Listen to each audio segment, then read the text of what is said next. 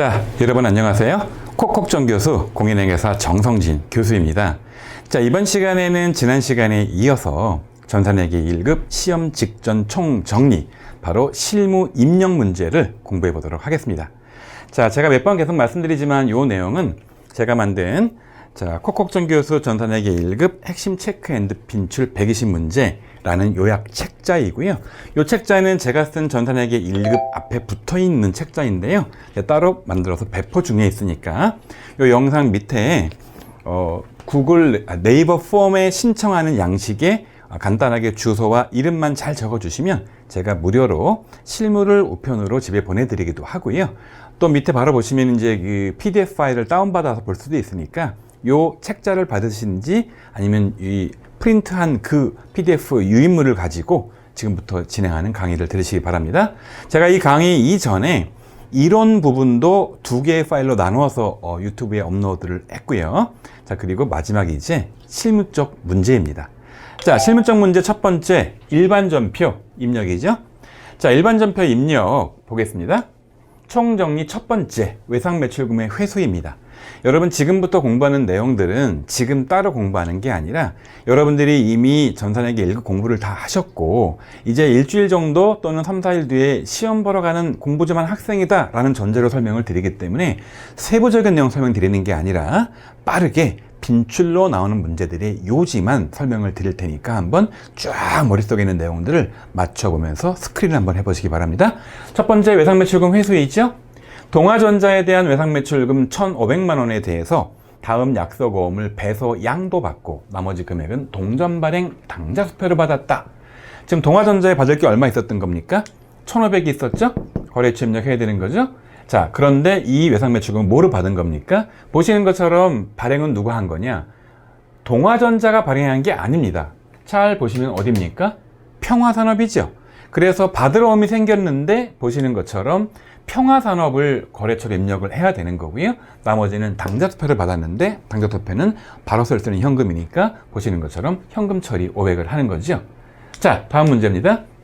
받을 어음의 추심이에요. 아주 잘 나오는 문제죠. 만기가 도래하여 거래은행에 추심 의뢰한 한성의 받을 어음 2천만 원 중 추심 수수료 20만 원을 차감한 금액이 보통예금 계좌에 입금되었다. 뭐가 있었던 겁니까? 받을 어음이 있었죠? 어디 겁니까? 한성 거래처 입력하는 거죠. 돈이 들어왔죠? 얼마가? 1982.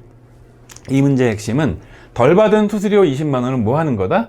판매관리비에 수수료 병 처리하는 거다. 이게 핵심입니다. 받을 어음 받았다가 이게 때가 되면 은행에서 추심 절차를 취해 주는데 돈 20만 원 수수료 받는 거는 영업에서 일반적으로 일어나는 일이니까 판관비 처리하는 겁니다. 다음 문제. 받을 어음 배서. 이것도 자주 나오는 문제지요. 자, 포항수산에 지급할 외상매입금 500만 원에 대해서 200은 현금, 나머지 300은 서강전자로부터 받은 약속어음을 배서 양도하였다. 내가 포항전자에 갚을 돈이 얼마인 겁니까? 자, 포항전자에 갚을 돈이 500이 있었죠? 그런데 200은 현금으로 줬죠? 300은 뭘 준 겁니까? 어음을 줬는데 내 어음이 아니라 누구 어음입니까? 서강전자가 준 어음을 준 거니까 보시는 것처럼 여기 나와 있는 외상매입금은 포항수산 거를 갚아야 되지만, 자, 받을 어음의 거래처는 받을 어음 배서하는 거니까 애초에 나한테 준 서강전자 입력하는 게 문제 핵심인 거죠. 자, 다음 문제 풀어보겠습니다. 매출채권의 할인이죠. 시험 문제에서는 주로 이렇게 매각거래만 나오는데 보겠습니다. 대전으로부터 받은 약속어음 500만 원을 만기 전에 광주은행에 할인하고 할인료 5만 원을 차감한 금액이 보통예금 계좌로 이체가 되었는데 매각거래를 처리를 하래요. 그럼 받을 어음 대전 거를 500을 떨죠? 돈이 들어올 거 아니겠습니까? 450이 덜 들어온 수수료. 아까 추심의 경우에는 판관비 처리를 했지만 얘는 보시는 것처럼 매각거래이기 때문에 이 받을 어음을 팔면서 손해본 돈이다 라고 해서 매출 채권 처분 손실이라는 비용 처리를 하고요. 어음은 통상적으로 미리 팔지는 않거든요. 매각거래로. 그러니까 얘는 영업과 관계가 없다고 봐서 영업 외 비용 처리를 하는 겁니다. 자, 그러면 그 시험 문제는 잘 안 나오지만 매각거래 말고 차익거래도 있죠. 차익거래는 이렇게 어음을 떠는 게 아니라 차익금, 단기 차익금 생기고 돈 들어오고 덜 받은 돈은 이자 비용 처리하는 거였었죠. 안 나오지만 뭐 낸다 하더라도 충분히 풀 수 있는 문제니까 차익거래도 같이 한번 염두에 두세요. 그 다음 내용. 외화 예상매출금의 회수입니다. 8월 1일에 선적해서 미국 에이스 코퍼레이션에 수출한 제품에 대한 외상 매출금을 회수해서 원화로 당사 보통예금 계좌에 입금을 했는데, 자, 선적할 때 팔 때는 환율이 1,100원이었고 지금 돈 거둘 때 보니까 1,070원으로 환율이 떨어진 거죠. 이런 식으로 환율이 떨어지면 돈이 더 들어와요, 덜 들어와요? 덜 들어오죠? 그래서 애초에 1,100원으로 인식된 금액이, 자, 보시는 것처럼 22,200만 원이에요. 그런데 보시는 것처럼, 자, 2만 달러 곱하기 1,100원 하면 2,200만 원이 나오잖아요. 그런데 이번 돈 회수할 때는 1,070을 떨어져가지고 2만 달러 곱하기 1,070원이니까 금액이 줄죠. 차액 금액이 환율이 떨어지면서 덜 받은, 손해받은 돈, 뭐라고 부르는 겁니까? 외환차손이라는 영업의 비용 처리를 하는 거 아니겠습니까? 이 60만 원은요, 어떻게 검증할 수 있냐면 110 빼기, 그러니까 1100 빼기 1070 이 차이 곱하기 2만 달러의 금액이 나오는 거겠죠? 거꾸로 환율이 1,100원에서 환율이 1,070이 아니라 1,150으로 오히려 오르면요, 환율이 오르면 외환 차익이 생기겠죠. 전에 인식한 외상 매출금보다 더 많은 돈이 들어와서 대변 쪽에 외환 차익이 생기겠죠. 뭐 그런 문제들이 종종 나옵니다. 자, 그 다음 문제입니다. 자, 그 다음 문제는 대선 발생 문제죠. 자, 금호전자의 부도로 외상 매출금 잔액 270만 원이 회수 불가능해서 대선 처리를 한답니다. 그런데 대선 처리하기 전에 재무상태표상에 대선 충당금 잔액을 줘야 하니까 200만 원이 있던 거예요. 자, 대선 상각은 실제 그 회사가 망할 때 비용 처리합니까? 미리 전 기말에 잡아뒀을까요? 잡아뒀겠죠? 얼마를 잡아둔 겁니까? 200을 잡아뒀죠. 근데 얼마를 못 받게 된 겁니까? 270이죠. 초과한 거죠? 외상매출금 금호전자 거 거래 침략하시고 270을 떨면서 대선 충당금 외상매출금 거 200이 있었는데 부적분에 대해서는 추가로 설정하면 되겠죠? 대선 상각비 770을 잡으면 되겠죠. 자, 만약에 이게 충분히 금액이 있었다. 이게 이제 200만 원이 아니라 뭐 한 300만 원쯤 있었다 라고 하면 이거 더 잡지 말고 충당금 그냥 270만 원만 떨면 되겠죠. 그런 내용입니다. 자, 대선 처리한 매출자건의 회수, 잘은 안 나오지만 가끔씩 나오죠. 이런 식으로 떨어버려서 아예 못 받는 걸로 해버렸는데 나중에 이 금호전자가 돈을 갚는 그런 케이스인 거죠. 자, 작년도에 대선이 확정되어 대선 충당금과 상계 처리한 외상 매출금 40만 원이 당사의 보통예금 계좌에 입금되었다. 부가세법 해법상 대선세액은 고려하지 말라. 자, 원래는 이게 대선세액 고려하면 복잡해지는데 단순하게 문제를 낸 겁니다. 돈이 들어온 겁니다. 근데 얘는 이미 외상 매출금 떨고 그리고 대선 충당금을 떨었기 때문에 그냥 돈 더 들어오면 떨었던 대선 충당금만 살려주면 되는 거죠. 그래서 충당금, 자, 외상 매출금과 40만 원 살려주면 되는 문제입니다. 자, 그 다음 문제 외화한산 손익이지요. 단기차익금 중 A, B, C 코퍼레이션에 대한 외화차익금 1,000만 원이 있었는데 10,000불인 겁니다. 그럼 달러가 얼마일까요? 1,000원이겠죠? 나눠보면 알겠죠. 보고기간 종료일현재 적용할 환율은 1달러당 1,200원이다. 1,000원짜리 환율이 1,200원이 올랐는데 내가 갚을 돈이 있는 거예요. 그럼 오히려 갚을 금액이 늘어나겠죠. 그래서 자, 이 차이 금액, 자, 200원 곱하기 10,000불 해가지고 200만 원이 더 갚을 빚이 생겼으니까 손실 생겼죠? 근데 이거는 외환차손이에요. 외화환산 손실이에요. 환산해서 생긴 손실이죠. 실제 돈을 갚은 건 아직 아니니까. 그래서 얘는 외화환산 손실 영업의 비용 처리하는 겁니다. 자, 단기매매증권의 취득, 무지하게 잘 나오는 문제지요. 단기매매 차익을 목적으로 상장회사 주세무의 주식 100주를 주당 35,000원, 액면가 25,000원에 구입하고 100주에 대한 수수료 5,000원을 포함해서 보통예금에서 지급했다라는 겁니다. 단기 목적이니까 단기매매증권 처리를 하는데 문제는 얼마에 산 거냐? 35,000원 곱하기 100주 하면 350만 원이 나오기 때문에 여기 나와 있는 액면가액은 필요 없는 정보인 거고, 또 하나 중요한 게 바로 이 매입 수수료입니다. 단기매매증권은 수수료를 비용 처리할까요? 이 증권의 취득가액에 가산할까요? 이건 약간의 암기가 필요하죠. 어떻게 암기하냐면 얘는 바로바로 팔아먹을 거니까 장외비용 처리를 해야 되니까 그냥 비용 처리하는 겁니다. 근데 주식을 파는 게 이 회사의 주업이 아니기 때문에 영업의 비용 처리하는 거죠. 그리고 이 돈이 보통예금에서 나갔다. 그러면 이렇게 처리하시면 됩니다. 자, 그 다음 문제는 바로 만기 보유증권이지요. 채권을 만기까지 갖고 있겠다. 채권 만기 2021년 5월 30, 시장성은 없다. 만기까지 보유할 목적으로 당좌수표를 발행해서 2,000만 원을 취득을 했다. 또한 취득하는 과정에서 발생한 수수료, 자, 10만 원은 보통예금에서 지급했고 하나의 분표로 처리를 하래요. 핵심, 만기 보유증권, 매도 가능 증권의 취득 수수료는 좀 전 단기 매매 증권과 달리 이건 오랫동안 보유할 거니까 단기병 처리하면 안 되니까 어떻게 한다? 취득원가에 가산하니까 현금 2천만 원 나갔죠? 그리고 보시는 것처럼 보통 예금도 10만 원 나갔죠. 얘는 채권 살 때, 얘는 수수료 줄 때 나간 돈 아니겠습니까? 자, 그런 다음에 총 전체 금액을 자 몽땅 다 만기 보인증으로 잡아야 되니까 다시 말하지만 수수료를 취득원가에 가산하는 이 문제가 핵심입니다. 자, 뭐 이런 문제 나왔던 내용이지만 이렇게 취득한 만기 보여증권은 기말에 평가 안 합니다. 자, 그 다음 내용이에요. 이제 계약금 지급이죠. 자, 광주로부터 원재료 700만원, 100개, 개당 7만원을 구입하기로 계약하고 계약금 자 70만원을 당좌수표를 발행해서 지급했다. 계약금 미리 준 거 뭐라고 부르는 겁니까? 미리 준 돈 선급금이라고 부르는 거죠. 그래서 광주 거래처 입력하시고 현금 70만원 입력하면 계약금 지급 내용이 끝납니다. 자, 그 다음 내용 바로 가지급금의 정산이에요. 가지급금은 가로 준 돈인데 어디에 준지 몰랐을 때 잡는 임시자산 계정인데 이게 이제 내용이 나온 겁니다. 12월 2일 본사 영업부 직원 김 부장 씨가 출장에 돌아와서 6월 25일에 회사에 지급한 출장비 가지급금인 거죠.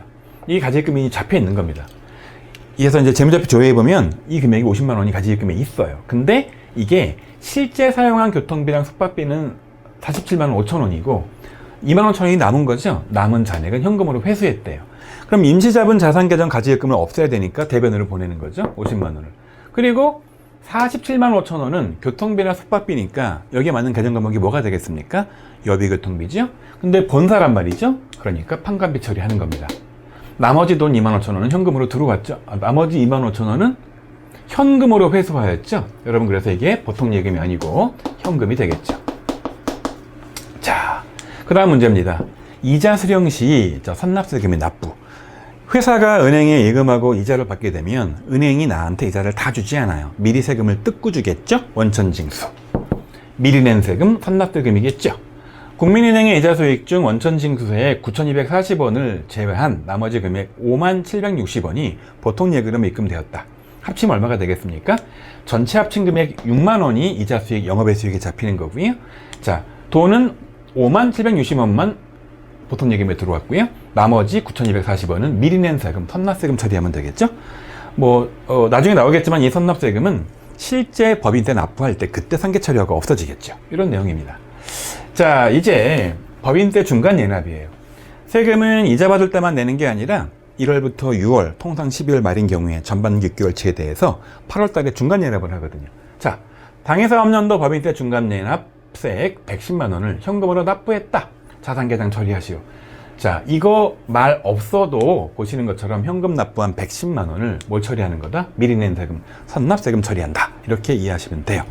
그래서 전산회계 시험에서 선납세금은 지금 납부한 중간 예납과 좀 전 냈던 이자 받을 때 원천징수 이 두 가지가 주로 나오고 있습니다. 출제로. 자, 다음 문제는 바로 선급비용 문제죠. 9월 1일에 사랑은행에 지급한 영업보서 자동차 보험료 전액 비용 처리한 금액 120만 원 중에서 당해년도분 보험료는 80만 원이다 라는 겁니다. 자, 보험료를 낼 때 보험료로 전액 비용을 처리한 겁니다. 120만 원을. 근데 올해 보험료가 80만 원이니까 나머지 40만 원은 뭐겠습니까? 아직 비용 처리하면 안 되는 거죠. 그래서 120만 원을 냈는데 올해까지 해당하는 보험료는 80만 원이고 아직 경과하지 않은 게 40만 원이래요. 여러분, 이게 내가 계산을 해야 되는 문제도 나오지만 얘는 아예 금액을 줬기 때문에 더 쉬운 문제죠. 이 40만 원 뭘 잡아야 되는 겁니까?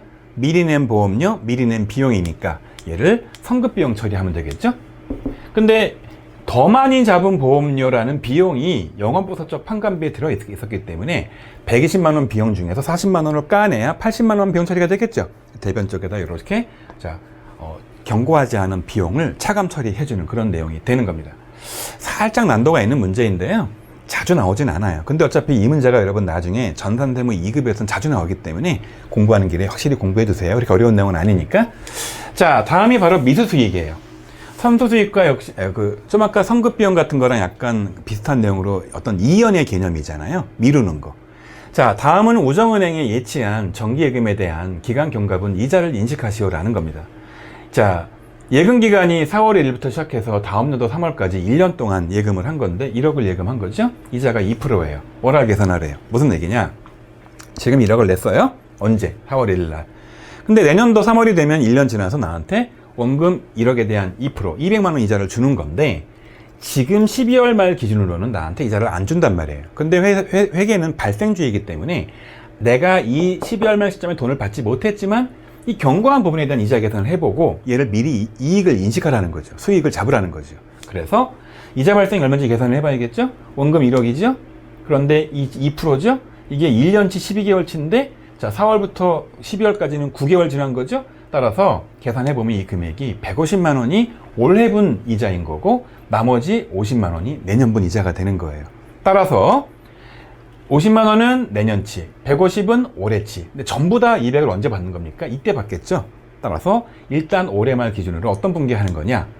자, 이자를 잡습니다. 150만 원치만, 올해 것만, 9개월치만. 그리고 돈을 받지 못했죠? 못 받은 수익, 미수 수익 150만 원을 잡습니다. 그랬다가 내년도 3월 31일이 되면 주로 이제 시험은 요것만 가끔씩 나와요. 근데 이제 밑에 있는 분기도 나올 수 있습니다. 보세요. 논리적으로. 이때가 되고 나면 돈이 나한테 얼마가 들어오냐? 돈이 200이 들어옵니다. 그런데 이미 내가 150만 원 이자 인식을 했죠. 그럼 얼마만 올해 걸로 이자 인식을 해야 되는 거 내년도에는요? 50만 잡아야 되는 거죠. 그래서 자, 전에 잡았던 150만 원을 끌고 오면 자, 요거 200 중에서 150을 뺀 나머지 50만 이익 인식되는 그런 구조로 가요. 그래서 얘하고 싹싹 지워버리고 나면 자, 전년도에는 150만 원, 그 다음 년도에는 50만 원, 요렇게 이자 수익이 쪼개지게 역할을 하는 게 바로 미수 수익의 역할이 되는 거죠. 그런 내용들입니다. 살짝 난도가 있지만 다시 말하자면 어차피 이게 전산대문 2급에서는 자주 나오기 때문에 지금 확실히 공부를 해 두세요. 그 다음 문제입니다. 현금 과부적 정산 문제이죠. 자, 12월 31일 처리한 현금 과부적 2만 원 중 만 원은 이자 비용이 추후에 확인됐고 나머지 만 원은 끝까지 결과를 알 수 없던 거예요. 현금 과부적은 현금이 있을 자리에 현금이 없어. 미리 잡아두는 거예요. 그래서 얘를 대변에 없애줍니다. 그랬다가 만 원은 이자 비용 잡고 만 원은 뭔지 모르겠어. 이렇게 뭔지 모르는데 금액이 작아. 뭔 처리하는 겁니까? 잡손실을 잡으면 되는 거죠. 자, 그 다음 문제. 수입 통관 수수료.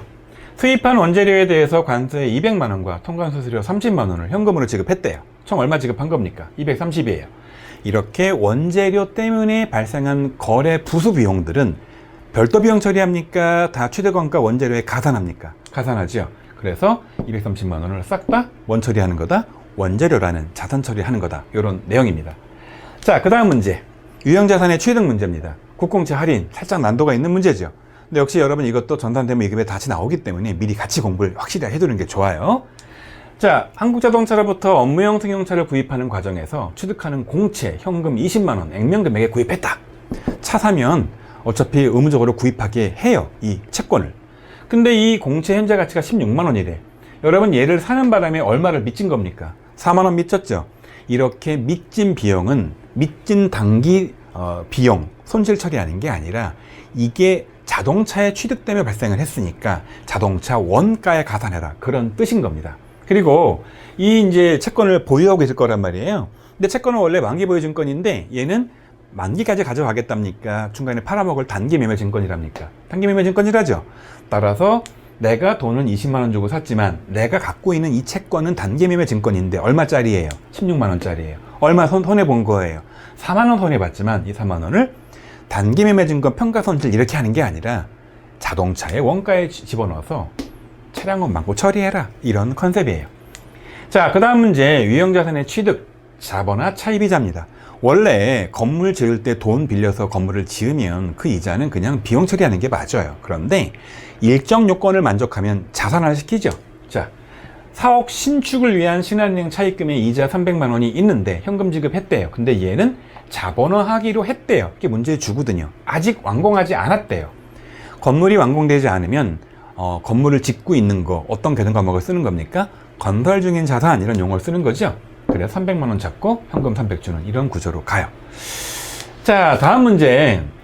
유형자산의 자본적 수익적 지출 문제가 되게 잘 나오지요. 다음은 공장 건물에 대한 지출 내역을 보고 회계 처리를 해라.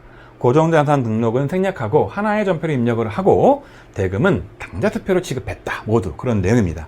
당좌투표 지급이 되면 당좌 예금에서 차감이 되겠죠. 돈 얼마가 나간 겁니까? 유리교체 비용 180만 원. 내용연수 증가를 위한 대수선 비용. 그다음 1,460만 원. 그 다음에 건물 외벽의 도색 비용 330. 여기 나와 있는 유리교체 180만 원과 페인트 칠한 330만 원은 중요한 수리가 아니기 때문에 그냥 단기 비용 수선비 처리를 합니다. 그런데 내역 연수를 증가한 대수선, 얘는 자본적 지출이기 때문에 취득원가에 가산해야 되는 거죠. 1,460만 원은 건물에다가 추가하는 거고요. 나머지 두 개 합친 금액에 대해서는 수선비 처리를 하는 건데, 이게 지금 공장 건물이니까 무슨 처리하는 거다? 제조원가 처리하는 거고, 전액 금액이 당좌금에 지급됐다. 이렇게 처리하시면 되겠어요. 어려워 보이지만 논리만 알면 굉장히 쉽게 풀 수 있습니다. 그 다음 무형자산의 인식이에요. 이런 문제도 나오지만 이런 식으로 아주 간단하게 쉽게 실무로도 나옵니다. 신제품을 개발하고 특허권을 취득하기 위한 수수료 220만 원을 줬는데 보통 예금에서 얘를 무형자산으로 처리해라. 객관식 문제에서는 이게 개발비가 되냐 안 되냐 요건을 따지는 문제가 나오지만 여기서는 그렇게 낼 수가 없으니까 얘가 자산이다 비용이다 아예 문제 줍니다. 자산이니까 특허권이라는 자산을 잡으면 되고 보통 예금이라는 돈을 썰면 되겠죠. 뭐 문제에서 개발비라면 개발비를 잡아도 되는 거고요. 근데 여기 특허권이니까 특허권을 잡는 겁니다. 그 다음 문제. 임차보증금. 임차보증금은 내가 건물에 세 들어가면서 보증금을 내는 거잖아요. 자, 성진기업과 공장건물의 임대차 계약을 체결하고 임차보증금 1,000만 원 중 300은 현금으로, 나머지는 나중에 주기로 했다. 건물 빌리면서. 자, 임차보증금 1,000만 원을 줘야 되는 겁니다. 그런데 현금을 300 주고 700은 안 준 거죠. 자, 거래처 입력 한번 해볼게요. 임차보증금 어디다 준 겁니까? 성진기업에다가 준 거죠. 얼마 덜 줬습니까? 700. 누구한테 줄 겁니까? 성진기업에다 줄 거죠.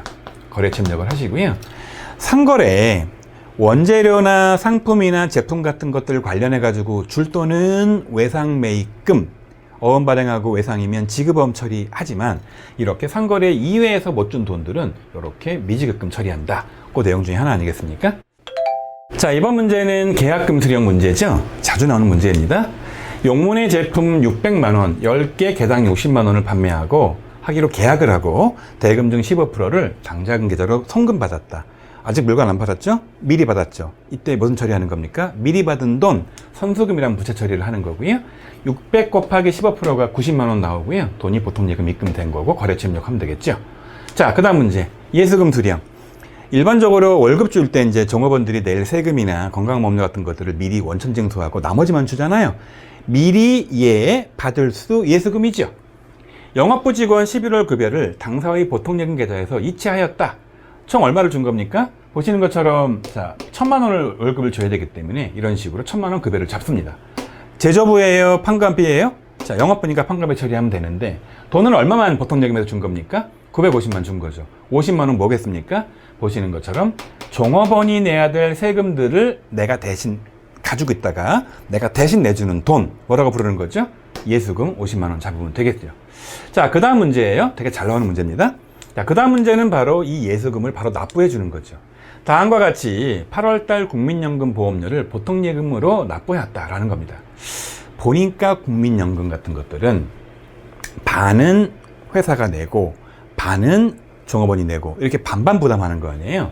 그래서 보니까 회사가 얼마를 부담했느냐, 40만 원은 영업부 직원들을 위해서, 60만 원은 생산부 직원들을 위해서 총 얼마 지급한 겁니까?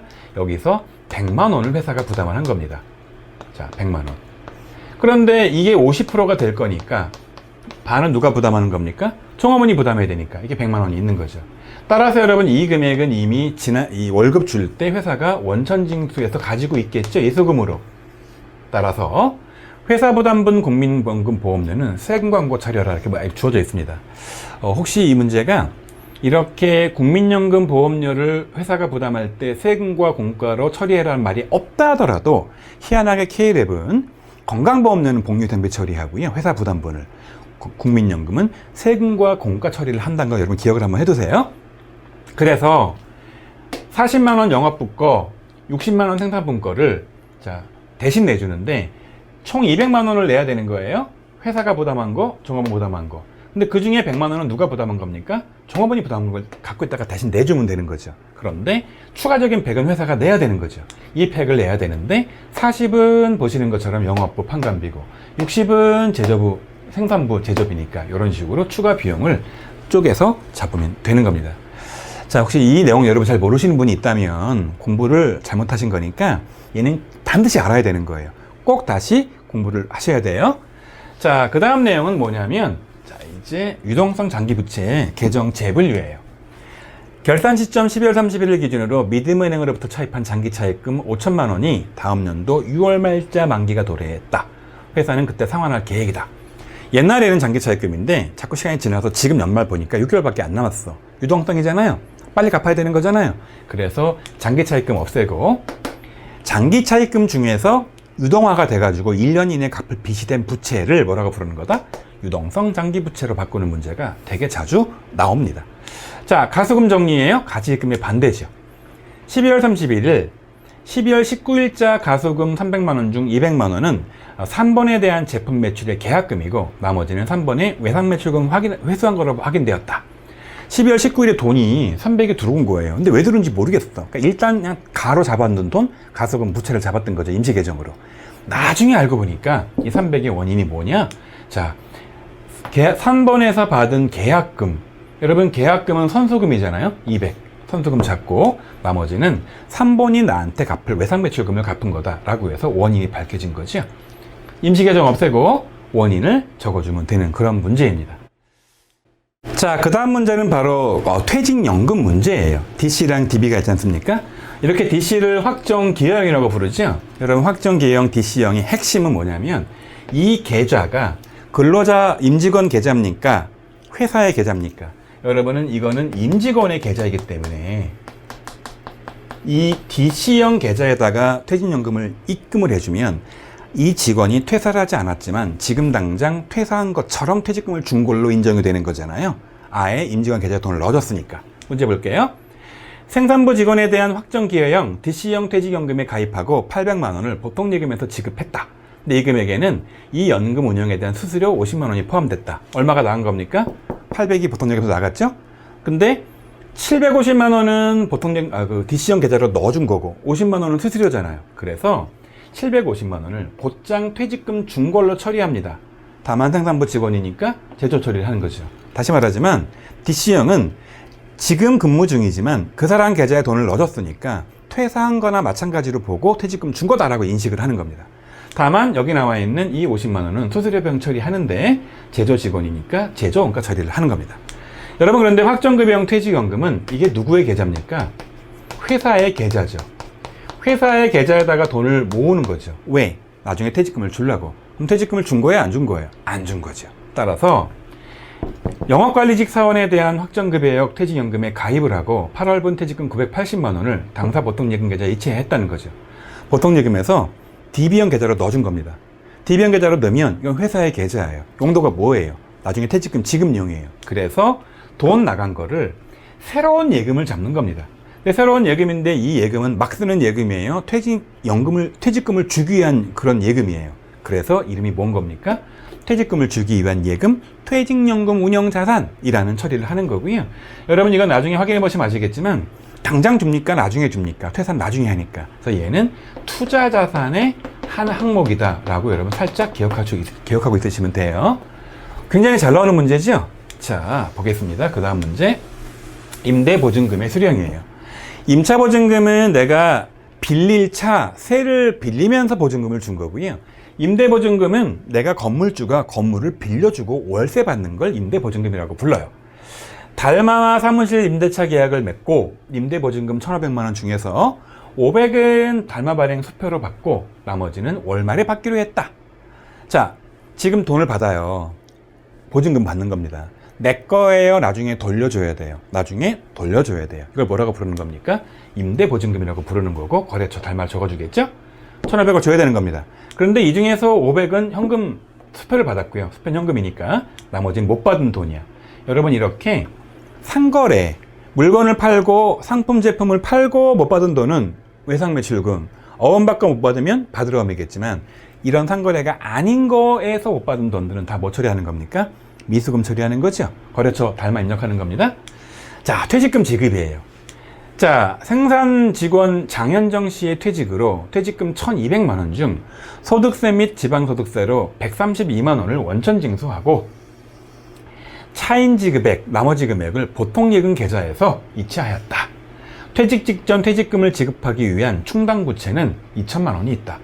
자, 여러분, 퇴직금도 미리 퇴직급여 충당부채를 잡아놓잖아요. 자, 이 퇴직급여 충당부채 잡아놓은 상태에서 금액이 충분히 있는데 1200만 원만큼 지급해야 되는 거죠.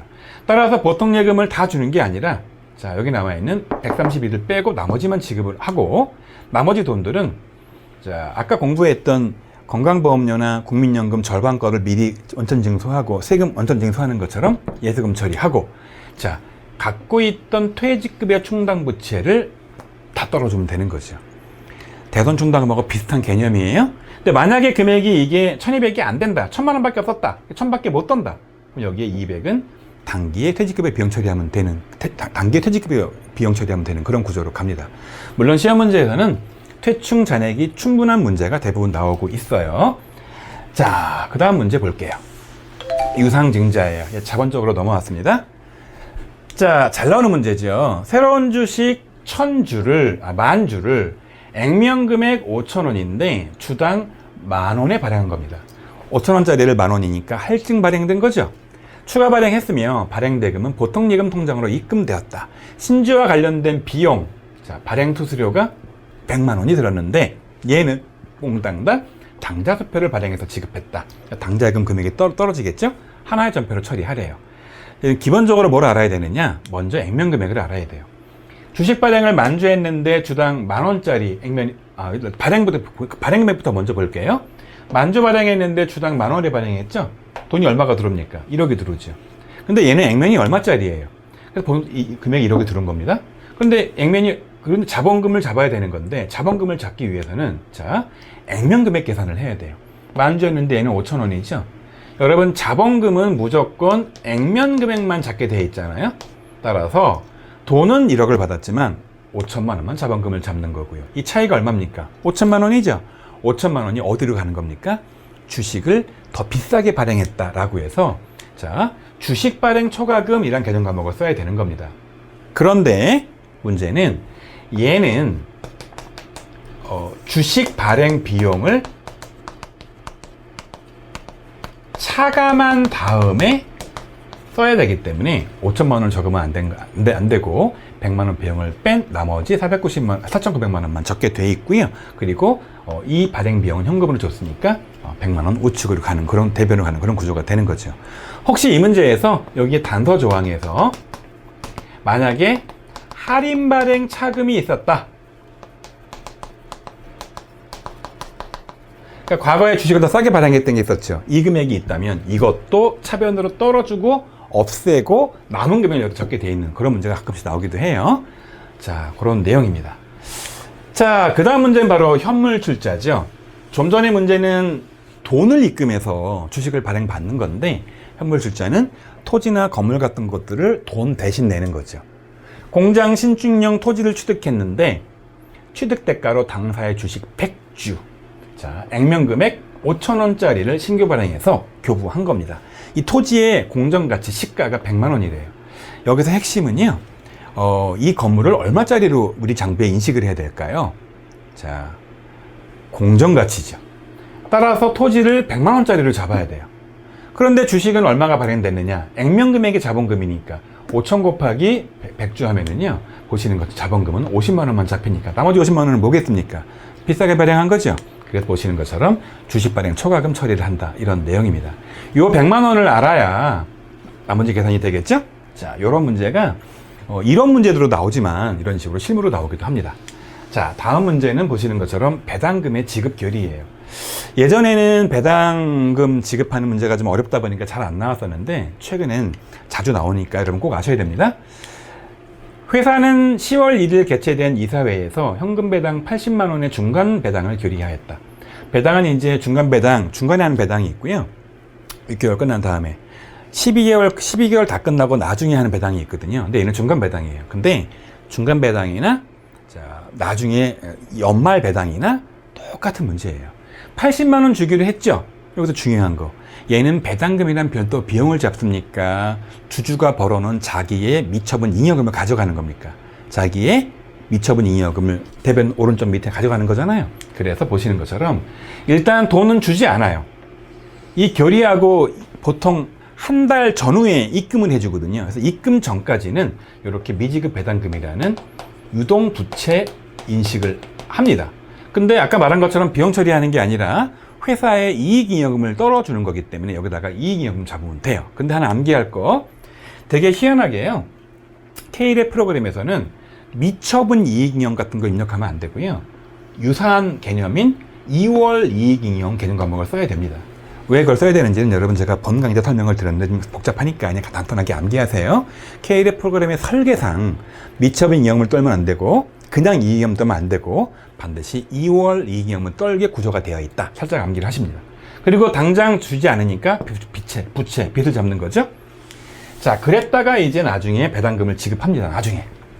자, 10월 1일 주청에서 결의한 배당금 80만 원을 현금으로 줬다. 그럼 뭐가 나가겠습니까? 현금 나가죠. 아까 빚 인식했었죠. 부채 떨면 되겠죠. 그런 구조로 가는 겁니다.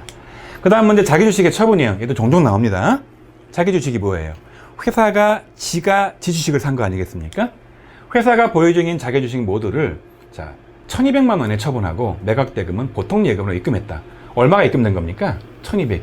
근데 이 자기 주식은 장부가액이 얼마랍니까? 1325예요. 그러면 장부가액보다 더 싸게 팔았죠. 125만 원을. 그러면 자기 주식 처분 손실이 생겨요. 그런데 자기 주식 처분 손실이 발생했는데 처분이익 잔액이 있어. 그럼 얘를 미리 떨어야 되거든요. 그래서 예금은 자기 주식 얼마짜리를 떠느냐? 장부가액 1325를 떨고 예금 얼마가 들어왔느냐? 1200에 들어오죠. 그러면 1200과 1325의 차이 125만 원이 돈이 덜 들어왔어요. 여기엔 손실이 생겨야 돼. 그런데 자기 주식은 여러분 손실을 바로 단기 비용 처리하는 게 아니라 이 자본 조정 쪽에 처리를 하는데 이렇게 처분이익 잔액을 먼저 떨어주고, 원래 자기 주식 처분이익은 그 자본 이익금이 있던 거잖아요. 그거 떨고 나머지 금액에 대해서만 이런 식으로 자본 조정 쪽에 자기 주식 처분 돈지 입력한다. 이렇게 이해하시면 되겠어요. 어차피 이 개정 과목들은 K랩 입력할 때 F2에서 조회하면 다 뜨고요. 판관비 같은 이런 것들이 없어요. 오로지 자본 쪽에만 있기 때문에 그냥 엔터 치고 검색한 다음에 엔터만 치면 다 입력이 되게 돼 있어요. 컨셉만 아시면 됩니다. 자, 그 다음 내용은 무슨 내용이냐? 보시는 것처럼 매출 할인 후에 외상 매출금의 회수입니다. 매출 할인이 뭡니까? 매출한 이후에 금액을 깎아주는 거죠. 근데 왜 깎아주는 겁니까? 외상으로 팔았는데 제가 나한테 예정보다 빨리 돈을 갚아. 너무 고마워. 깎아주는 거죠. 제품 매출처인 수미마트의 외상 매출금 1,500만 원이 조기 회수되어 외상 대금의 2%를 깎아주고 나머지는 보통 예금으로 받았다. 외상 매출금 수미마트에 얼마가 있었습니까? 1,500이 있었죠. 2%가 얼마입니까? 2%가 30만 원이에요. 30만 원은 여러분 받지 못한 거죠. 요거는 매출 할인이라고 써 있고요. 매출 할인을 집어넣으면 얘는 매출에서 아예 차감됩니다. 따라서 이게 상품 매출인지 제품 매출인지를 구별을 해야 되는데 문제를 봤더니 얘는 제품 매출이라고 문제가 주어져 있죠. 그래서 반드시 매출 할인 중에서도 잘 보시고요. 제품 매출에 해당하는 그 매출 할인을 클릭을 해주셔야 제품 매출 쪽에서 30만 원이 차감되는 그런 구조로 입력이 되는 겁니다. 자, 그 다음 문제예요. 카드 결제 비용 지출이죠. 영업직 직원에 대한 일본 뇌염 예방접종을 세계로 병원에서 실시하고 접종 비용 250만 원을 법인카드로 결제했는데 어느 카드입니까? 신한카드죠. 자, 제조예요? 영업이에요? 영업, 판관비죠. 이렇게 직원들의 뇌염 같은 것들 예방접종 해주면 이거 무슨 비용입니까? 직원들의 뭘 위한 겁니까? 복리 증진 위한 비용이니까 복리후생비죠. 근데 영업부니까 판관비 처리하고 돈을 준 겁니까? 안 준 겁니까? 안 줬죠. 외상이죠. 근데 상거래예요? 얘는 아니에요. 물건을 구입할 때 관계된 게 아니기 때문에 상거래가 아니니까 다 무슨 처리하는 겁니까? 미지급 처리하는 거죠. 그런데 거래처가 어디예요? 카드사에 갚아야 되는 거예요. 세계로가 아니란 말이에요. 따라서 카드 대금 관련된 것들은 몽땅 다 실제 세계로가 아니라 카드사에 갚아야 되니까 카드사를 거래처에 입력하는 게 문제의 핵심인 것이죠. 이런 문제가 종종 출제가 되고 있어요. 자, 다음 문제, 이제 제품 타겟형 대체예요. 자, 여러분 갖고 있던 제품은 일반적으로 어떻게 처리되는 게 일반적입니까? 판매돼야죠. 그런데 이런 겁니다. 기말재고 조사 결과 당사에서 제조한 제품 원가 130, 시가 180이 있는데 경기도 자치단체에 기부했다. 여러분 갖고 있던 제품을 이 회사가 냉장고 만드는 기업이라면 냉장고를 기부해버린 거예요. 냉장고가 팔려야 내 원가로 인식이 되는데 안 팔고 기부했어. 이렇게 다른 용도로 썼다라는 걸 뭐라고 부르는 거다? 타겟형 대체라고 부르는 겁니다. 기부금이죠? 기부금 처리하면 됩니다. 근데 중요한 거, 180만 원에 팔 수 있지만 나한테는 지금 장부에 얼마로 잡혀 있습니까? 내 장부에는 원가가 130이니까 130으로 장부에 잡혀 있는 거죠.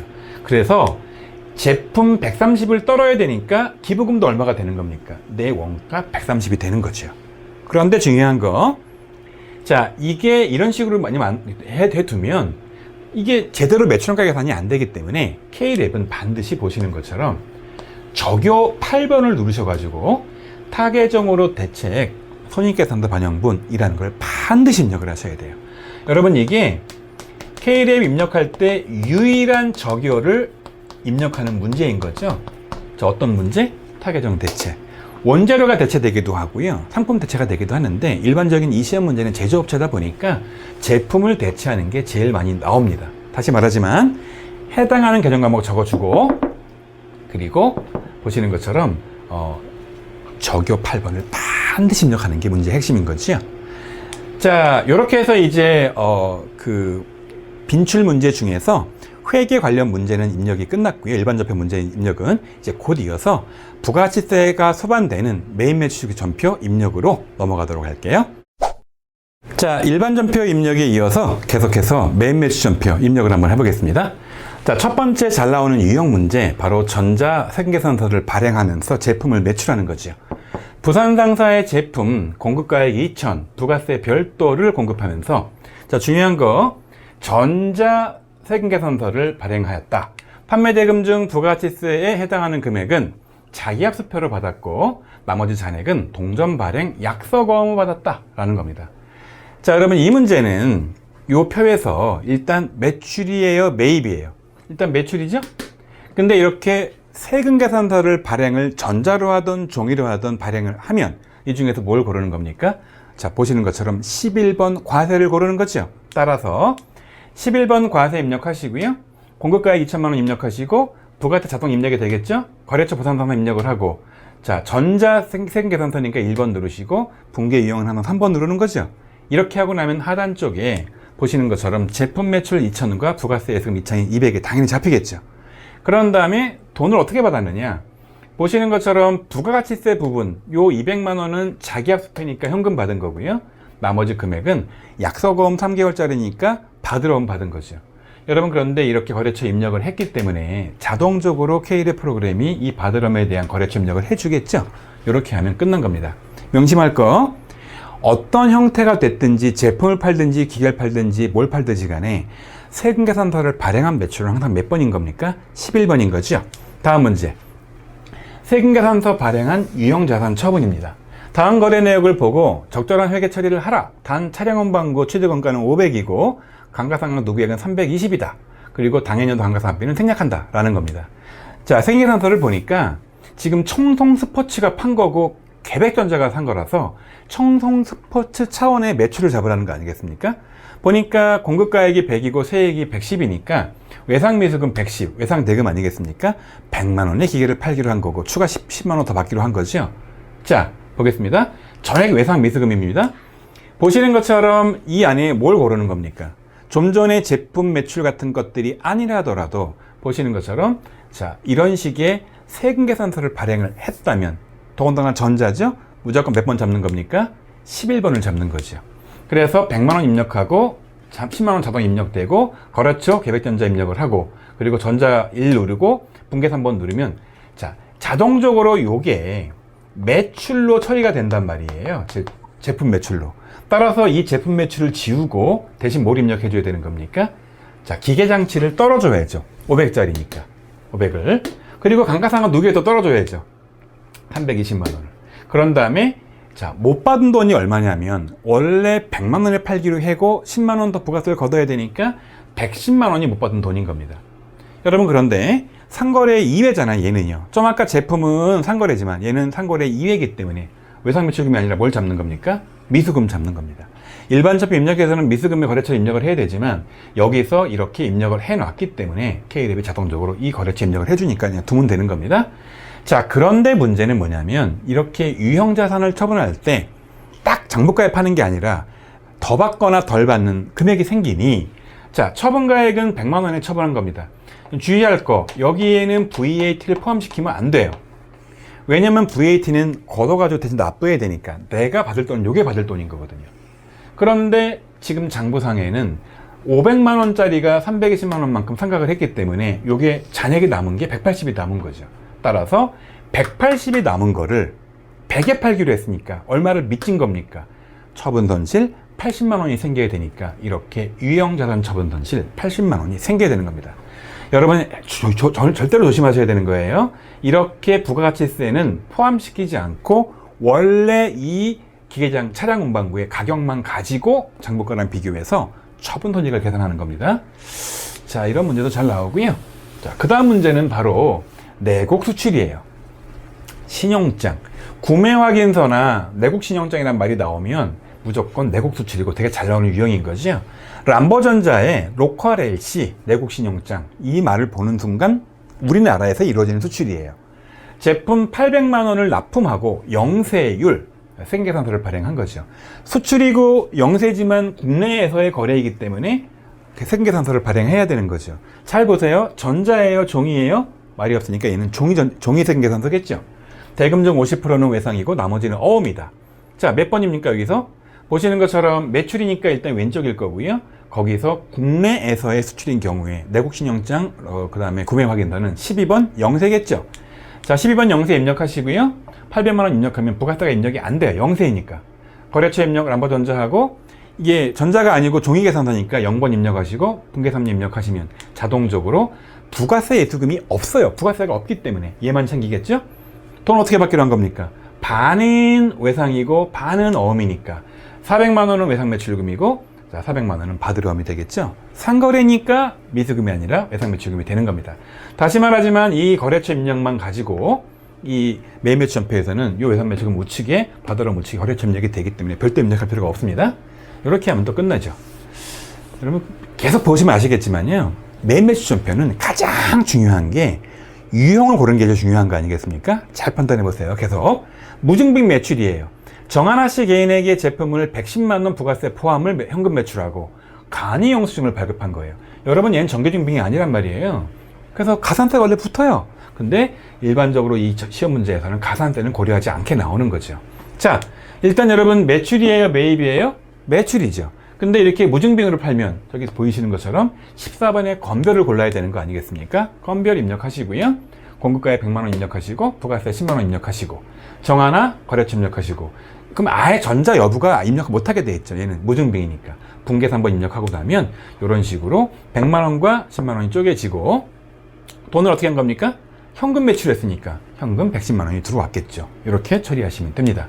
자, 다음 문제는 해외 직수출입니다. 자, 잘 나오는 시험 문제 유형이죠. 1번 TA 코퍼레이션 회사의 제품 1000개, 개당 2000엔을 직수출하고 대금은 외상으로 하였다. 단 선적일 시점의 환율은 100엔당 1200원이다. 달러는 좀 쉬운데 엔화는 조금 헷갈릴 수도 있죠. 그래서 보시는 것처럼 먼저 환율부터 계산해야 돼요. 1200원에 100엔이니까 보시는 것처럼 1엔당 12원이에요. 그래서 매출을 1000개를 했는데 2000엔이고 자 1엔당 12원이니까 총 금액이 2400이죠.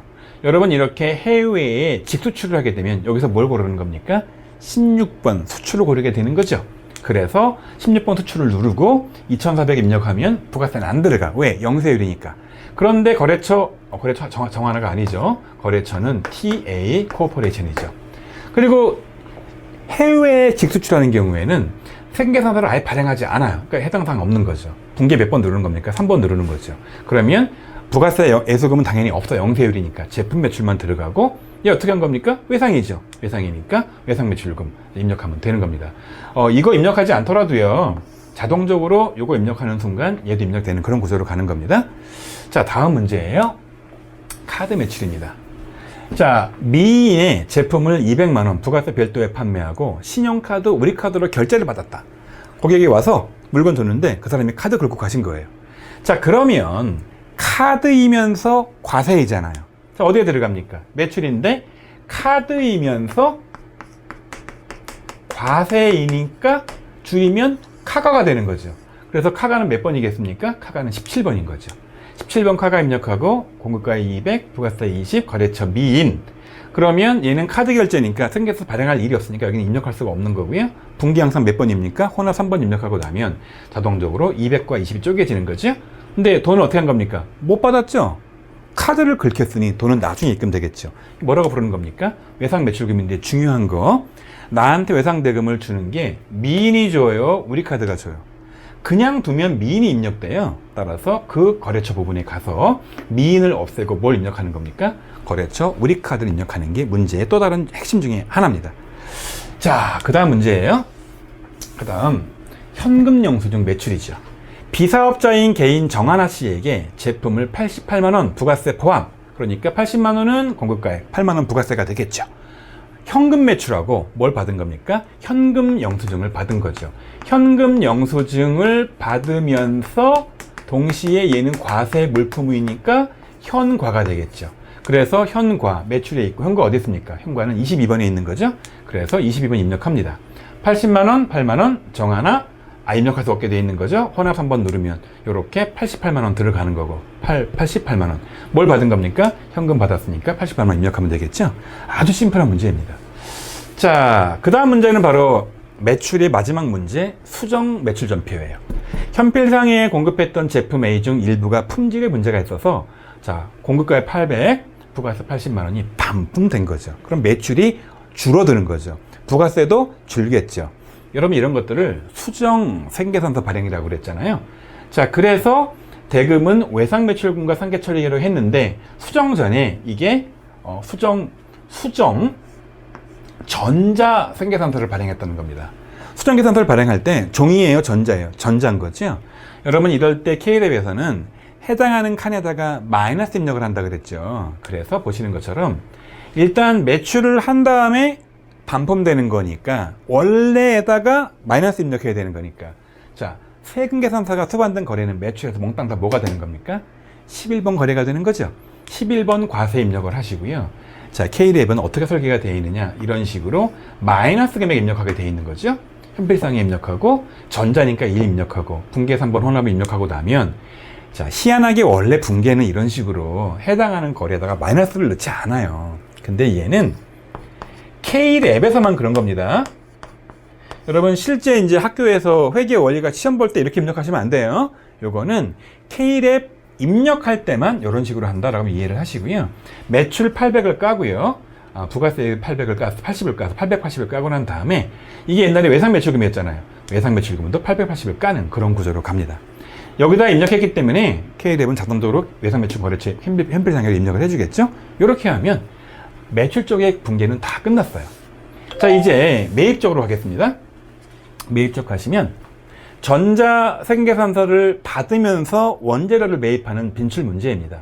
명품 바디로부터 스포츠용품 제조에 필요한 원재료를 매입하고 다음과 같이 전자 생계산서를 받았다. 대금은 다음 달에 결제할 예정이다. 자, 우리 회사가 청성스포츠고요. 자, 공급받는 자, 우리 명품 바디가 나한테 판 거죠. 공급가액 얼마입니까? 2천만 원. 부가세 얼마입니까? 200만 원. 받더니 몽땅 다 외상이에요. 돈을 나중에 줘야 돼요. 자, 그러면 일단 매입이니까 우측이겠죠? 이런 식으로 세금 계산서를 받으면서 이루어지는 모든 매입은 원재료 매입이든 기계 매입이든 각종 복류 대목이든 싹 다 뭐 하는 겁니까? 51번 과세 처리하는 거지요. 자, 공급가액 2,000, 부가세 200, 거래처 명품 바디, 전자니까 1번 입력하고 항상 3번 혼합 입력을 하고 나면 얘가 자동적으로 원재료와 내가 원재료 살 때 미리 냈던 부가세 대금을 잡아주게 돼 있죠? 알아서. 근데 돈을 어떻게 그랬습니까? 안 줬죠. 원재료는 상거래니까 이렇게 안 준 거를 뭐라고 잡아야 되는 겁니까? 외상매입금 잡아야 되는 거고, 계속 똑같은 논리로 이 위에다가 거래처 입력을 했기 때문에 분계 쪽에서는 알아서 이 거래처 끌려오는 그런 구조로 갑니다. 자, 두 번째 문제예요. 매입 쪽 두 번째. 전자 세금계산서를 받으면서 비용을 쓴 겁니다. 이번에는 좋은 빌딩으로부터 당월의 영업부 사무실 임차료, 이는 비용이에요. 공급가액 200, 부가세 별도 200과 20이 있겠죠. 전자예요. 생계산서를 발급받고 대금은 다음 달 주기로 한 거죠. 건물주한테 돈을 줘야 되는데 외상으로 하고 생계산서만 받은 거죠. 여러분, 이런 식으로 하면 일단 매입이니까 우측이겠죠. 무조건 원재료가 됐던 기계가 됐던 비용이 됐던 세금 계산서를 수반하는 매입은 몽땅 다 몇 번 하는 겁니까? 자, 51번 과세하는 거죠. 따라서 51번 과세, 200과 20 입력하고 거래처 조원빌딩, 전자니까 1번 거래처 혼합을 누르면 주의할 거. 무조건 차변에 여기가 K랩은 제조기업이니까 원재료로 인식하게 돼 있잖아요. 그래서 이 원재료 자리에 있는 원재료를 지우고 뭐를 바꾸는 겁니까? 임차료, 월세니까 임차료로 바꾸고, 여러분 임대료는 월세를 받는 걸 말하는 거고요. 임차료는 월세를 주는 걸 말하는 거잖아요. 주는 건데 이게 무슨 부서예요? 영업부서니까 보시는 것처럼 판관비 200만 원과 부가세금 20으로 이렇게 고쳐주는 거죠. 그리고 돈을 줬어요? 안 줬어요? 안 줬죠. 상거래예요? 아니에요. 원재료가 아니니까 얘는 미지입금 처리하는 겁니다. 계속 똑같은 얘기 하지만 여기 입력을 해놨기 때문에 미지입금 분계 쪽에 따로 입력할 필요가 없죠. 거래처는 이렇게 하면 끝나는 겁니다. 자, 다음 문제. 이제 유형자산을 취득하는 겁니다. 제조부는 정밀 소재에서 제품 제조를 위해서 기계장치를 1300 부가세 별도, 그러니까 130이 또 있겠죠? 10개월 할부 외상이죠? 구매하고 세금 계산서를 발급받았다. 전자예요, 종이에요? 종이겠죠. 전자란 말 없으니까. 할부 대금은 다음 달부터 지급한다. 다시 말하지만 원재료를 취득하던 기계를 취득하던 뭐 자동차를 취득하던 비용을 쓰던 이렇게 세금 계산서가 생기면 몽땅 다 보시는 것처럼 이 매입 중에서 51번 과세를 하기로 했죠. 51번 과세 1300과 130 거래처 정밀 소재 종이니까 0번 분계 혼합 3번 누르고 나면, 자, 여기에 무조건 이 K랩은 원재료 인식을 한다고 그랬죠. 이거 지우시고 뭐로 바꾸는 겁니까? 기계로 1300을 바꾸면 되는 거고요. 자, 돈 안 줬죠? 무슨 거래에 분계 입력하는 겁니까? 미지입금 입력하는 거죠. 1440만 원 이렇게 되는 겁니다. 자, 다음 문제는 수출용 원재료 국내 매입입니다. 아까 매출 쪽에서는 로컬에시나 구매 확인서가 나오면서 내가 수출업자한테 물건을 판 거예요. 내국 수출을 한 거죠. 이번엔 반대예요. 내가 수출업자라서 물건을 사가지고 온 거야. 수출하려고. 나은전자에서 수출용 제품의 원재료를 내국 신용장, 국내 수출이죠, 의해서 150만 원에 구입하고 영세율 세금 계산서다. 전자가 아니고 그냥 세금 계산서죠. 종이에요. 발급받았다. 대금은 아직 내국 신용장 개설은행에 지급하지 않았다. 미지급한 거죠. 여러분, 그러면 우측 매입 중에서 이렇게 국내 수출에 의한 매입은 몇 번입니까? 52번 영세죠. 저 12번 영세의 반대예요. 52번 영세 누르는 겁니다. 150만 원 하면 영세니까 부가세 금액이 없죠. 거래처 나은전자 종이니까 0번 부가세 3번 이렇게 분계 혼합 3번 누르고 나면 자동적으로 원재료 150이 들어가요. 부가세가 없으니까 부가세 대금이 없겠죠. 돈 줬어요? 안 줬어요? 안 줬죠? 이렇게 상거래에서 안 준 거는 미지급이에요? 외상매입금이에요? 외상매입금이죠? 150만 원. 몇 번 말하지만 이 거래처 입력할 필요가 없어요. 여기 입력이 되어 있으니까. 자, 그 다음 문제예요. 계산서 수치 면세품의 매입이죠? 자, 면세품은 세금 계산서가 아니라 세금자가 빠진 계산서를 받는 거죠. 충청실업으로부터 공장 건축 신축용 토지를 8천만 원에 매입했다. 토지는 면세거든요. 토지는. 자, 전자 계산서를 받았다. 그러니까 세금자가 없는 겁니다. 근데 계산서 종류가 뭡니까? 전자인 거죠. 대금중 2천만 원은 보통 예금에서 지급하고 나머지 5개월에 지급하기로 했다. 2천은 보통 예금에서 주고 6천은 돈 안 준 거죠. 자, 그럼 여러분 이거는 매입인데 여기서 어디에 들어가는 겁니까? 면세품을 구입할 때는 여기 보시는 것처럼 53번 면세를 입력하는 거죠. 53번 면세 입력하시고 금액 8천만 원 입력하면 부가세가 안 들어가. 왜 안 들어가요? 영세라 안 들어가요? 면세라 안 들어가요? 면세라서 안 들어가는 거죠. 그리고 거래처 충청실업 입력을 하시고 전자 계산서 중에서도 전자잖아요. 1번 입력하시고 혼합 한번 누르시고 나면 입력이 되는데 무조건 얘는 차변에 뭘 입력하게 된다 그랬죠? 제조기업이니까. 원재료 입력한다 그랬죠? 원재료 대신에 뭘 잡는 겁니까? 토지를 잡아주면 되는 거죠. 면세라서 부가세가 없으니까 여기에 부가세 대금이 없어요. 돈 안 줬죠? 상거래예요? 토지는 상거래 아니에요. 상거래 아니니까 얘는 보통 예금에서 2천만 원 줬고 안 준 나머지 금액은 미지금 처리하면 되는 거죠. 미지금 거래처 입력할 필요 없습니다. 아예 여기 거래처 입력이 되어 있으니까. 자, 그 다음 문제입니다. 이제 거의 끝나가죠. 매입 매출표도. 자, 매입세액 불공제되는 것들이고요. 주로 비영업용 소형수용차나 접대비나 사업무관이나 토지 취득 관련 지출들이 나오는 거 아니겠습니까? 볼게요. 영업부서에서 사용할 업무용 승용차 2000cc를 대우 렌트카로부터 자, 얼마에? 3천만 원에 구입했는데 부가세가 별도입니다.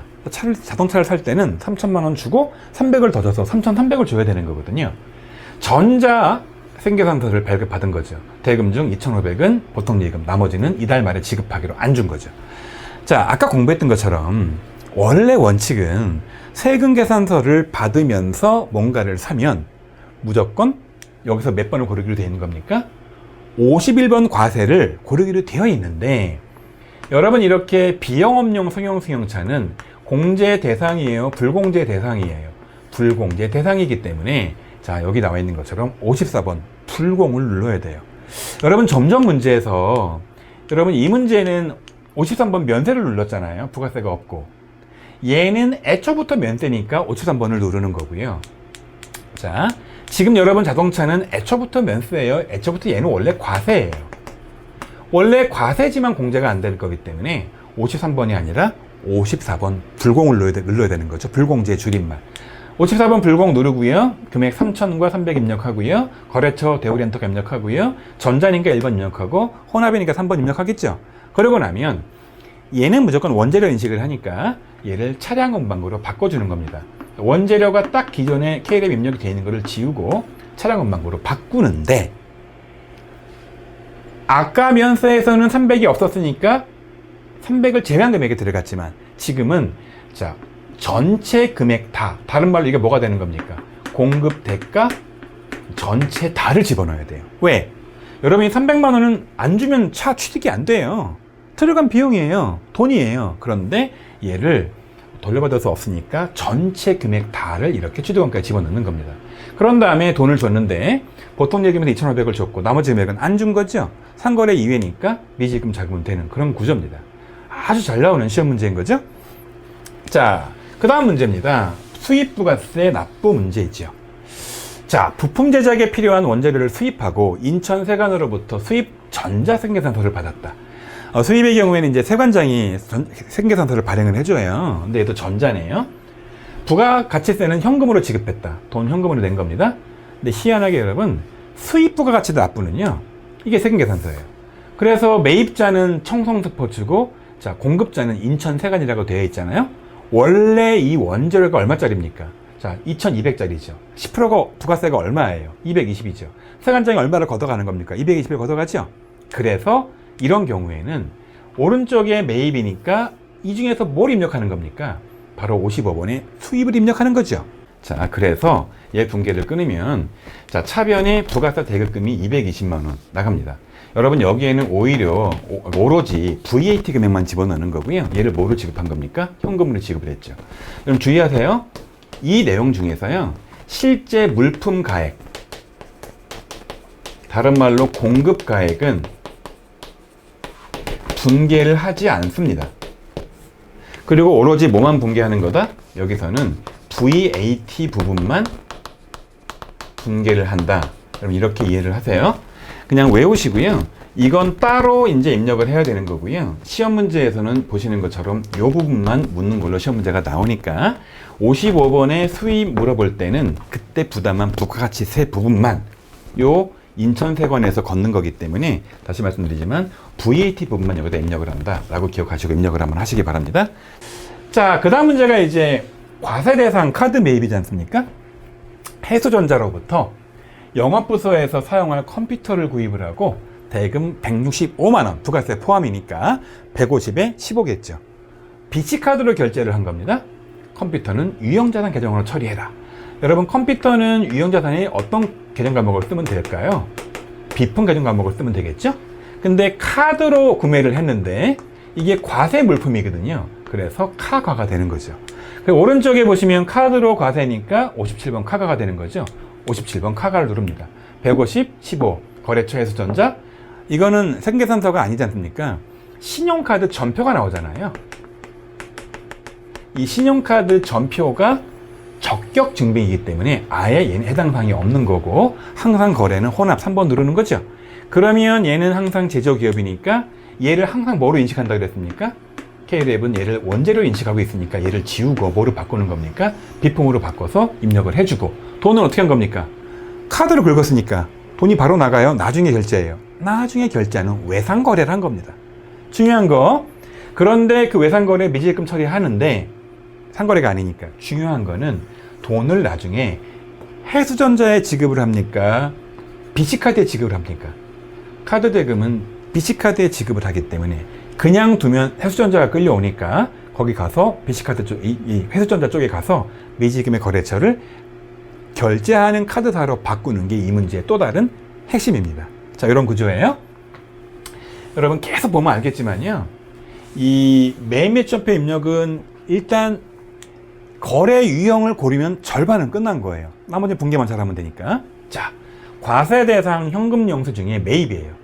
진성 상사로부터 원재료를 공급가액 2,200만 원의 전액 보통 예금으로 매입을 하고 지출형 현금 영수증을 수령했다. 자, 원재료를 현금 영수증으로 구매를 했는데 원재료는 과세 물품이거든요. 따라서 현과라고 부릅니다. 현과 우측 중에서 어디에 있느냐? 61번에 있죠, 현과. 따라서 61번 누르고, 자, 2천만 원과 200만 원 입력하고 거래처 입력을 한 다음에 얘는 현금 영수증 자체가 적격 증빙이니까 전자계산서 쪽은 아예 아무것도 할 수가 없는 거고, 분계 3번 혼합을 누르고 나면, 자, 보시는 것처럼 원재료 부가세 대급금 들어가고, 자, 보통 예금 매입한 거죠? 이렇게 보통 예금 처리를 하면 되는 겁니다. 자, 이제 거의 끝나갑니다. 면세 대상 카드 매입입니다. 원재료 매입처의 공장 이전을 축하하기 위해 가나 조경에서 축하 화환을 주문해서 배송하고 대금 30만 원을 당사 국민카드로 결제하고 매출전표를 받았다. 여러분, 화환 같은 경우에는 이게 가공되지 않은 생 물품이기 때문에 얘가 면세품이에요. 따라서 면세를 뭐로 샀냐면 카드로 구매한 거죠. 따라서 얘를 뭐라고 부르는 거다? 카면이라고 불러요. 오른쪽에 잘 보시면 카면은 58번에 있죠. 58번 누르셔서 카면 누르시고 30만 원 누르면 아예 얘가 안 들어가요, 부가세가. 왜? 얘는 면세품이니까. 그리고 거래처 관할 적용 이거 아무것도 입력할 게 없는 거죠. 혼합 누르고 나면 무조건 여러분 얘는 이걸 다 못 처리하는 거다. 원재료 처리하기 때문에 거래처에다가 준 거니까 뭐가 되겠습니까? 접대비가 되는 거죠. 근데 이게 공장 원재료 매입처니까 원재료 매입처는 제조 부분이잖아요. 제조원가 처리하고 돈은 카드로 긁었으니까 준 거예요, 안 준 거예요? 안 줬죠. 미지입금이죠. 상거래 아니니까. 근데 무슨 카드사예요? 나중에 결제 대금을 국민카드에 갚기 때문에 국민카드를 거래처로 바꾸는 게 또 다른 문제의 핵심입니다. 자, 여러분 이렇게 하면 매입매수전표 입력이 끝나는 겁니다. 바로 이어서 마지막 내용, 장부 조회 내용을 공부해 보도록 할게요. 자, 마지막 실무 정리 바로 장부 조회입니다. 잘 익히셔서 출제가 되면 반드시 맞추셔야겠죠? 첫 번째 잘 나오는 유형이 바로 재무상태표의 특정 월 말의 계정 과목 잔액을 구하는 문제예요. 첫 번째 유형, 5월 말자 현재 재고자산의 정기말 대비 증가액을 구해라 라고 하면 5월 딱 입력하고, 자, 그 단기와 정기가 비교시 표시가 되어 있잖아요. 그 재고자산 금액을 구해서 빼면 되겠죠. 그리고 6월 말자 현재 비유동 자산과 비유동 부채 차이 금액이다 라고 말하면 6월 입력해서 6월 말자 금액이 나오면 단기 것만 가지고 단기 거에서의 비유동 자산 금액과 단기 거에서의 비유동 부채 금액의 차이를 빼면 되겠죠. 이런 식으로 유형이 나옵니다. 두 번째가 바로 월계표예요. 자, 이제 살짝 어려워지기 시작하는데요. 여러분 이렇게 기억하셔야 돼요.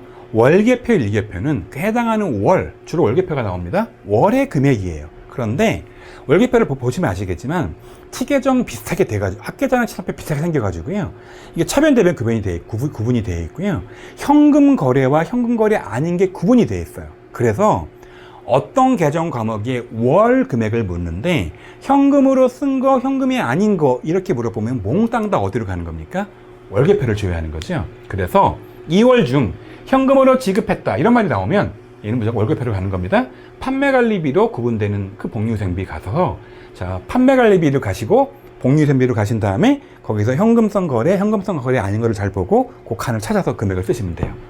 1월부터 6월까지, 그러니까 2월 중이니까 이제 2월 한 달만 조회하면 되는 거고요. 1월부터 6월까지니까 1월부터 6월까지 조회하는 거겠죠. 판매관리비 중 현금으로 이런 식으로 나오면 몽땅 다 어디로 간다? 월계표로 가시는 거예요. 자, 그 다음이 바로 현금 출납장이죠. 얘는 흔히 말하는 여러분 그냥 용돈기입장이에요. 현금의 특정 일자의 잔액이나 그 기간에 입출금을 보여주니까 5월 20일 현재 현금 잔액 내지는 1월 중 현금의 유입 유출의 차이 이렇게 물어보면 어디로 가는 겁니까? 현금 출납장이에요. 자, 그 다음 정말 잘 나오는 게 바로 총계정 원장이죠. 총계정 원장은 몽땅 다 시험 문제가 이렇게 나와요. 가장 큰 월이 뭐냐? 그래서 특정 계정 과목에 얘는 무조건 월별로밖에 집계가 안 돼요. 월 안에 알맹이는 안 나와요. 금액만 딱 떠. 1월, 2월, 3월 이렇게. 그래서 자, 월 지정해서 어떤 계정 과목에 월별로 금액을 쫙 뽑은 다음에 그 중에 제일 큰 거, 제일 작은 거를 고르는 문제라서 7월에서 12월 중 외상 매출금 회수가 가장 큰 달, 내지는 상반기 중 제품 매출이 가장 많은 달과 그 금액, 이런 식으로 나온 것들은 다 어디로 가는 거다? 총계정 원장으로 간다 라는 겁니다. 자, 거래처 원장, 거래처가 들어가면 무조건 어디로 가는 거다? 거래처 원장으로 가는 겁니다. 그래서 6월 30일 현재 외상 매출금 잔액이 가장 큰 거래처 이렇게 나오면, 자, 거래처 원장으로 가서 자, 그 외상 매출금 치고 날짜 쳐서 거래처가 뜨면 거기서 가장 큰 거로 고르면 되는 겁니다. 4월 중 나은 상사의 외상 매출금 회수 금액이 얼마냐 라고 하면 나은 상사가 나왔죠. 거래처로 가서 나은 상사 고르고 외상 매출금 고르고 이렇게 치고 4월달 입력하고 고르면 되는 겁니다. 자, 이제 거의 끝나가요. 이제 계정별 원장이에요. 특정 계정 과목의 일별, 월별 발생액의 상세 내역을 봅니다. 거래처가 중요한 게 아니라요. 계정의 상세 내역을 보고 싶으면 어디로 가는 거다? 계정별 원장으로 가는 겁니다. 잘 나오지는 않은데요. 1월에서 3월 중 원재료 매입액이 가장 큰 월은 이런 식으로 나오면요. 거래처는 필요 없고요. 원재료의 상세 내역을 보고 싶죠. 그러면 원재료의 월별 금액이 쫙 떠요. 그 월 금액 중에 가장 큰 걸 고르면 되겠죠. 1월, 3월 중 원재료 매입 횟수가 가장 큰 거, 해당하는 월의 세부 내역이 다 뜨기 때문에요. 거기 가면 아까 총계정 원장은 금액만 나오지만 여기는 일별로 쫙 거래처 거래 내역이 뜨기 때문에 거래 횟수를 세어보는 거예요. 그래서 이런 것들은 더 어디로 가는 거다? 계정별로 보는 곳으로 가는 거다. 이런 내용입니다. 자, 마지막이에요. 자, 이제 마지막 내용은 바로 매입 매출장이에요. 예전에는 잘 안 나왔었는데 최근에 조금씩 나오고 있습니다. 얘는 뭐냐면요, 매입 매출의 구체적인 유형을 조회하는 문제입니다. 우리가 K의 매입 매출표 입력을 할 때요, 얘를 11번 과세부터 시작해서 쭉 나누어서 입력을 했고요. 매입도 51번 과세부터 시작해서 쭉 유형을 나눠놨잖아요. 이렇게 나누는 유형들이 싹 다 여기에다 모입니다. 그래서 매입과 매출의 구체적인 유형을 조회할 때 어디로 가는 거다? 바로 매입 매출장으로 가는 거예요. 예를 들어 볼게요. 1기 확정 신고 기간 중 영세율 전자생계산서 발행을 한 금액은 얼마냐? 여러분, 우리가 입력할 때요, 생계산서를 발행했다면 얘는 12번 영세율이란 말이에요. 영세란 말이에요. 그리고 이게 전자인 경우에는 1번 입력하고 전자가 아닌 건 0번 입력했죠. 이렇게 여기서 입력을 다 해놨기 때문에 이게 다 집계되어 있는 게 어디 가면 볼 수 있다? 여기 가면 볼 수 있는 거죠. 또 하나, 1월부터 6월까지의 계산서를 수취한 금액은 얼마냐? 그럼 계산서니까 얘는 뭐가 되겠습니까? 면세가 되는 거죠. 전자예요? 종이예요? 종이죠. 그래서 자, 매입할 때 이 50번대 안에서 면세라는 금액을 거길 가서 우리가 입력할 때 입력을 했고, 전자인지 아닌지 입력을 해놨기 때문에 이걸 또 어디 가면 조회한다는 겁니까? 매입 매출장에 가면 그 상세 내역을 알 수 있기 때문에 기간 지정에서 볼 수 있는 그런 구조로 가는 겁니다. 자, 여러분, 지금까지 굉장히 긴 시간 걸쳐가지고 전산회계 1급 시험 직전 꼭 알아야 될 내용들을 빠른 시간 내에 이론과 실무로 정리를 했죠. 여러분, 공부 열심히 평소에 하시고요. 시험 전에 이 내용 활용 잘 하셔가지고 당장 시험장에 가셔서 90점 안팎의 고득점 받기를 제가 기원 드릴게요. 자, 고생하셨습니다.